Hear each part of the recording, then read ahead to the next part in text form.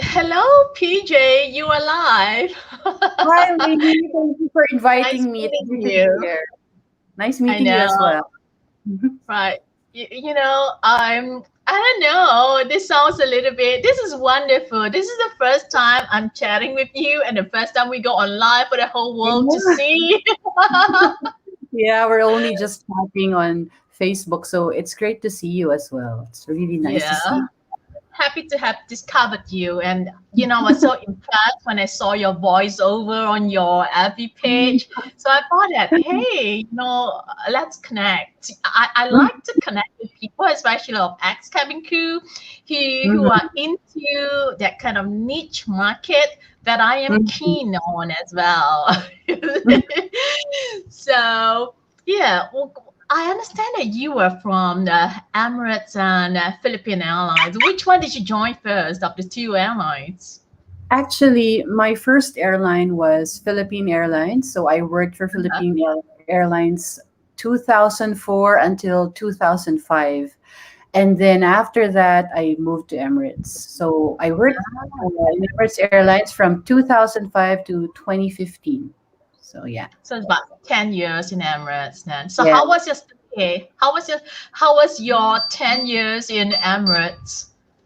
Actually, I really loved it. I mean, being cabin crew, we always have this privilege to go around the world. So Mm. those are the years I will never forget. And to this day, even if I'm not flying anymore, it's something that I'm always passionate, talking about, sharing So do my I. stories to people.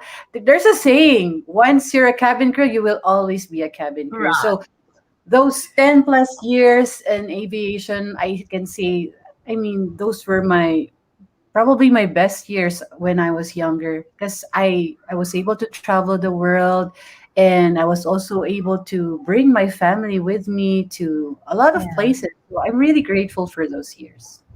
Yeah, I feel the same as well. I would say that the best time in my life actually were those days, those years. I spent 20 years on airlines, my Wow. flying years. Yeah. Mhm. So how did you like you told me before in our chat that you make a decision to stop flying to come back because you wanted to get married and have children. Yeah. So Lainey, as you know, I mean, the flight attendant career, it's good to do it while you're young. And for Uh-huh. me, I love the job, but at the same time, I was already married. So it just doesn't make sense for me to stay and have a long distance relationship with my husband. Right. And at Uh-huh. that time, I felt that I wanted to start another chapter. So it was my dream. It's always been my dream to be a mom, and that can't happen if you're in a long distance relationship. So I I just decided, it was time for me to start a new life with my husband, and that's what I did. And I have no Wonderful. regrets. And how did you transition that? Were you already starting doing something on the side while you were flying, or you only started to discover doing all that you are doing right now after Mhm. you quit Emirates?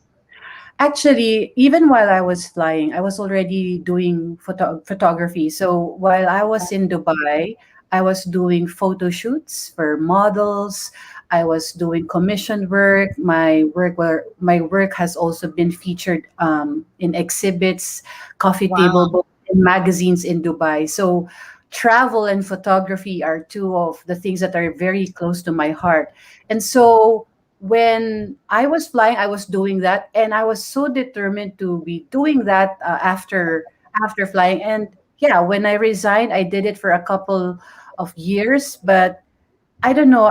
Lainey, I describe myself as a multi-passionate. I'm really passionate about a lot of things. So photography is one. I'm also passionate about writing. At the moment, I am gonna come up with my own podcast. I have done voiceovers as well. I Uh-huh. don't know. I'm just really interested in a lot of things, and I don't know. I just enjoy doing these things. I have this innate need to create. So Right. the transition, I think that's the most common question of cabin crew, because you live this routine, this life, this traveling all over the world, and then suddenly it stops. So to be honest, the transition was not that easy.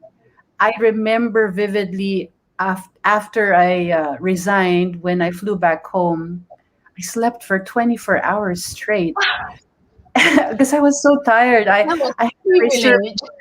Yeah. So when I rested for a full day, I felt weird because there's no more calls from scheduling. It was so quiet and no more flights. So it was a big adjustment for me. It Right. was.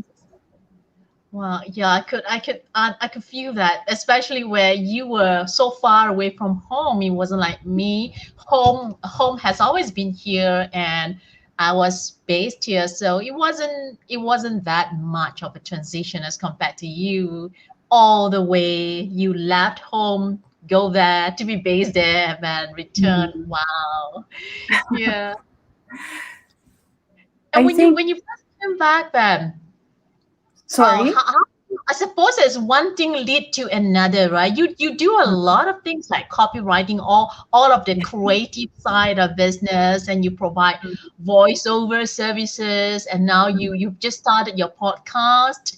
And I Yes. heard your podcast. Was it your podcast, the one on your Facebook? Oh, that one. No, Leadership. I'm still launching my podcast in Uh, August. So right now I'm doing interviews like what we're doing, where I'm also doing interviews. uh-huh. And then we're gonna launch this August. The one that you saw on my Facebook, it's there's so many platforms right now. It's called Right. Racket. And Very much. essentially it is a platform where you can do podcasts. It's like Twitter, but in audio form. You can Uh-huh. record up to 9 minutes of audio. So it's a great platform when you want to express your thoughts, if you feel like you want to do podcasting, but you're not quite ready yet. And yeah, so far I've been having so much fun with Racket. I've only been, I mean, I've signed up for Racket just barely a month. So yeah, you should try it too. It's really fun. Okay, I was just wondering, what make you want to do podcast? Like some people would rather go to become YouTuber, and why podcast? You know, Lainey, I'm really camera shy. I don't know. Really? I'm really, Unlike and you. I don't know. I feel like, well, it's very different from person to person. But right now, I really appreciate podcasts because, well, they say, of course, nothing can beat videos, but audio is also the future. Why? Because when you listen to podcasts, you can do multitasking. So while you're doing the Mhm. dishes, you can listen to it. While you're driving, you can listen to it. And Right. I feel that audio, this is just my opinion, but I feel like it's very intimate. It's like Uh-huh. when you read a book, and while you're reading a book, it lets your mind wander somewhere else. So it's similar for me. Right. I listen to podcasts. I also listen to Clubhouse. I love listening to audio. So whenever I'm doing things, I like my mind to wander as well. It's, we are travelers, and listening to podcasts let me allows me to travel, to have an escape while I'm doing things as Mhm. well. So yeah. Right. I was just wondering, because I actually listened to, I sneak a little bit over your leadership, that podcast. Is that a part of podcast that is right? Or what? How Yeah, would that you was describe it? Racket. Yeah. Right. I spoke about leadership because at the moment I'm also the president of the freelance movement tribe Toastmasters Club. So Toastmasters Club is a is an international Mhm. organization where you learn public speaking skills as well as develop your leadership skills. And so I thought of sharing my thoughts about leadership, yeah, through Racket. And yeah, so far it has a good response from people. So I yeah. wanted to ask you, because you just mentioned that podcast sounds more personal and intimate, as if you are actually talking, be there, accompanying that person with. I was Mhm. wondering because I listened to your leadership at podcasting. Did you write up your script, or it's something that you just impromptu, spontaneously saying something? Actually, for that particular one, it was in fact a speech I made at Toastmasters. So I Ah, was thinking, oh, this could be a great content to share with other people mhm. as well. Because when I created that speech, I joined this club, and I was working on my pathway. In Toastmasters, we have a pathways program where you can choose courses you think that can be beneficial for your professional growth, your personal growth. And right now, I am doing a pathway called dynamic leadership. So Uh-huh. while you're on that path, you have projects that you have to complete, and that speech was one of my projects that I shared with this club. And so I thought, I don't want that content to go to waste. I want to share it with other people. That's why Yeah. I shared it on Racket. Yeah. Fantastic. You repurpose it. Hmm. Yeah, you can create a piece of content and use it at different platform for different purpose. Yeah. It can become a Yes. blog content as well. And that's what I find interesting about creating content for creative people like you. Or I'm actually quite into the kind of thing that you do as well. It's just in a You different can arena. actually, yeah, you Yeah, can I have. actually do it with YouTube Yeah. as well. I mean, I'm sure you know Gary V. Gary V is well known in social media, in the digital marketing scene, Uh-huh. and that's what he does. Because it's exciting to create content, but can also be time consuming. So It nowadays, is. Tell me more work about smart. it. Yeah. So when you I have know. beautiful content on YouTube, you can repurpose that to into podcasts, turn them into Mhm. blogs or social media posts, because you have to be visible everywhere and reach Yeah. people. That way they will be able to get to know you more. Uh-huh. Right. Um, you mentioned about the launch. When you say launch, in Mhm. what capacity? Is that something of major? Well, what do you mean launch? Is it going to be Mhm. the whole series all at once coming out, or making debut, the very first one that you will be Oh, officially, making? that's a good question, Lainey. So um, I don't know if you read my post. This is my first time to actually create a podcast. So I am delving into something that's unfamiliar because I'm a very visual person. I am a photographer as well. So podcasting is completely new to me. But yeah, from what I've learned is that because I'm partnering with a network, and a friend of mine owns a network. So we're partnering together with this podcast. Essentially what's going to happen is that now we are interviewing guests, and then we are completing our first season, because when you launch, you cannot, I mean, you have to have actually a few episodes that are Mhm. ready, so we are in the preparation stage. We're trying to record as much as we can, and there's a lot of work that comes into podcasts as well, because you have to edit and you have to source guests and things like that. You have to prepare for that. So come August, at least we can show or let people listen to 4 episodes. So that's what we're currently working on, and I'm really excited. So I think for one season, it has to have at least 10 episodes. That's not a hard, fast rule, but at least you have 10 episodes, and we're actually exceeding that now. So this July, I'm also preparing for season 2 already. I was just wondering, how can your audience access to your podcast? Is it going to be on a paid platform, or it's free? Well, for podcasts, there are platforms that you can share it to. There is Spotify, there is Apple Podcasts, and so many other platforms.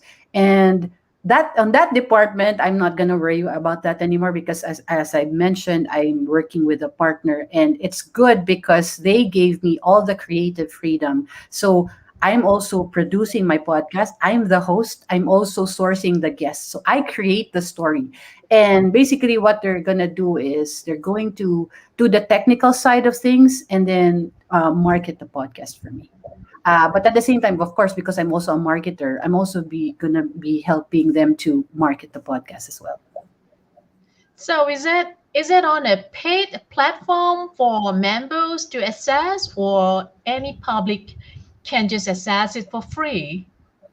You can listen to podcasts for free, actually. So if you're familiar with Spotify Mm. and Apple Podcasts, you can listen to music, to podcasts, to essentially Mhm. a lot of kinds of audio over there. And if it's free, yes, you can listen for free. But to add your material on that platform, like I said, I'm not the one doing the technical side of things, and it's really new to me. So perhaps I think there is a membership, but for listeners, it's completely free to listen to.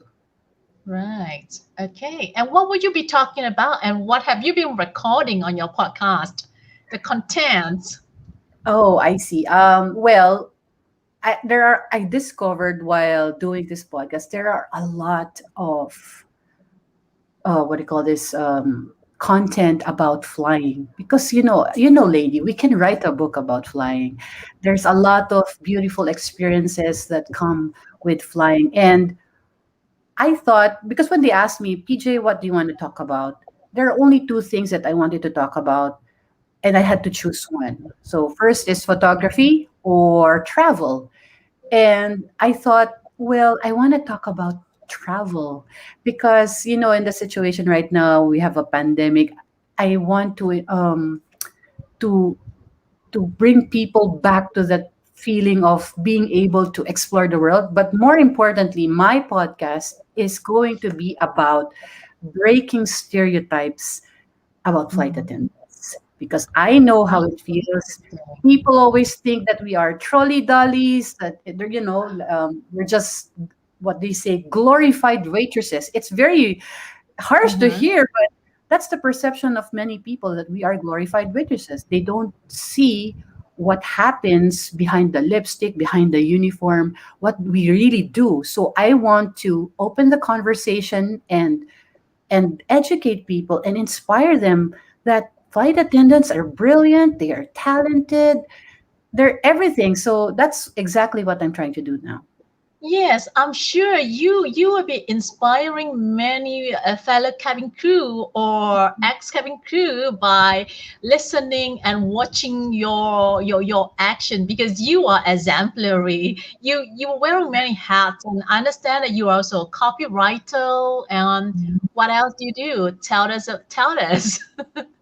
So, like I mentioned, I am a social media marketer. So, I am managing social media pages for businesses.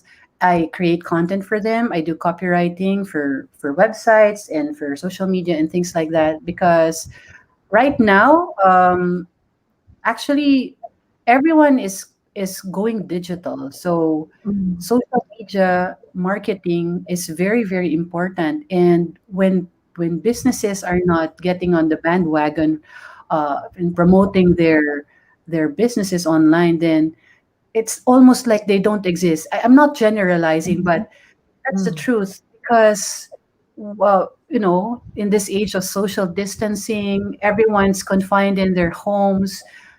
The best way to really get your business out there is when you're on social media. So Mhm. uh, that's one of the things I do. And copywriting, of course, there's a difference between content writing and copywriting. Essentially, copywriting, you are trying to sell something, or you're going to persuade. So yeah, that's also what I do right now. And then yeah, this podcast thing. Yeah. Were you trained in broadcasting or journalism prior to flying days, or were you pick up along the way when you were flying? Um, I actually took up communication arts in college. So I have a bachelor degree in communication arts. And when I was a student, I was also a radio DJ. uh, for one of the radio stations in our city. Then it was just by accident. I had the broadcasting subject, and we were tasked to interview uh, DJs in this particular station. And when I was Uh-huh. conducting the interview, he told me, "You sound like you can do radio." And I never had Mhm. anyone tell me that. So he said, "Do you want to audition?" So he let me read the news, and then on the spot, they hired me. So Wow. yeah, it was very, I really enjoyed that. And then yeah, so I have a background in broadcasting. I've also done voiceovers and radio commercials prior to me being a flight attendant. Wow, interesting. How about while you were in Emirates, were you able to do some work in Middle East? Well, for the audio part, or as a DJ, to be honest, I didn't really have the time because uh, Uh-huh. between flying and photography, there's not a lot of time really to do Yeah. anything. But I think perhaps I've done hostings, which is Uh-huh. maybe can count as audio. But yeah, hostings, but more photography and yeah, my work as a flight attendant. Uh-huh. Is there anything else you'd like to let us know, share with us? Anything at all? I would like to invite everyone to support me on the podcast that I'm coming up with. And I already have a title. So the title of my podcast is going to be The Jump Seat. Why the jump seat? Jump It's seat. because yeah, um, it is the seat where we actually spend a lot of time as flight attendants. It's a very Uh-huh. important seat in the aircraft because that's where we get our calls, and we sit there and imagine emergency situations and things like that. It's a very important seat. And why did I think about that title? Because I want to feature cabin crew. It's like the hot seat, but of course, in our terminology, it's the jump seat. And yes, I just Uh-huh. want to celebrate, how beautiful, how brilliant, and how inspiring every cabin crew story is. Because no Wow. matter what airline you work at, or no matter where you are from, there's always a beautiful story, a striking story that a cabin crew can share, and I want the world to know that. So Interesting. yes. Right. And you are on Facebook, PJ Neri, as it is appearing here. And anyone interested to look up to you, they can find you there, right?